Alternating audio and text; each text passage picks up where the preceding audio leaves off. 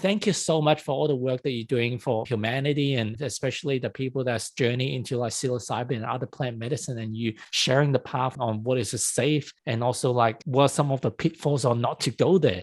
Can you tell us about like how did you venture into plant medicine? What led you down this path? Oh, what led me down this path?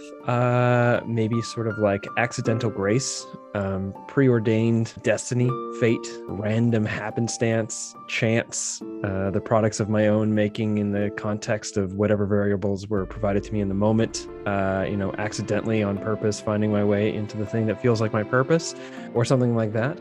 But I would say that it was, sort of the milestones of it was entering into quite a bit of drug use. And I'll use that term in that way because it has a certain load. And although I don't think that load is necessarily how we should speak about drug use, it conveys what I mean when I say it. That I was venturing into quite a bit of drug use, got myself quite confused and harmed.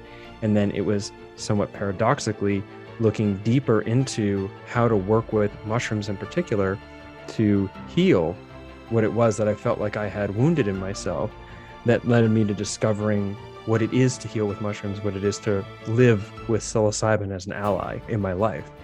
And that was back in 2009. Actually, my drug experiences that were reckless and dangerous and led me to being confused and harmed happened inside of Australia, inside of the Melbourne party culture in 2009, which fair enough, I was most of the time having a great time, at least when I was high. But yeah, so that was kind of what got me started. And I was just doing it for me until at some point I started sharing what I was learning and how I was coming to understand the mushrooms with some close friends who were having some struggles trying to make sense of their experiences. They were like, "Whoa, this is crazy helpful." And I was like, "Oh, that's great. I'm so glad to hear that." And then one thing led to another, and then the mushrooms were just like, "Write a book."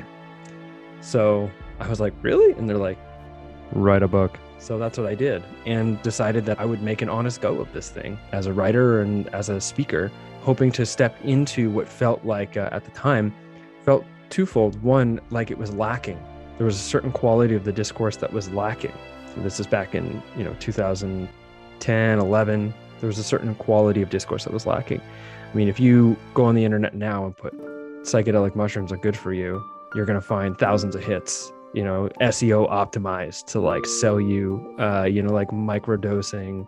I don't know, what's the word I'm looking for? Like a microdosing executive coaching, kind of like level up your venture capital game, but back in 2011, you weren't really going to find me. You'll find some Terrence McKenna, probably find a couple other sort of Ram Dass talks, but there wasn't much there. And I felt like I wanted to step into that. And I also had the sense that psilocybin was going to go places, that I was getting in at the front of a wave, and that I could help participate in what felt like meaningful work, which was culture work, ultimately, which is to sort of like create a type of conversation, a shared meaning basis, a shared language basis upon which we as a culture, sort of like general Western, for me, dominant culture of North America culture, lots of opportunity to deconstruct where that comes from and the colonialist and white supremacist ideas that are all thrown into the mix and stuff, but I'll just leave that aside.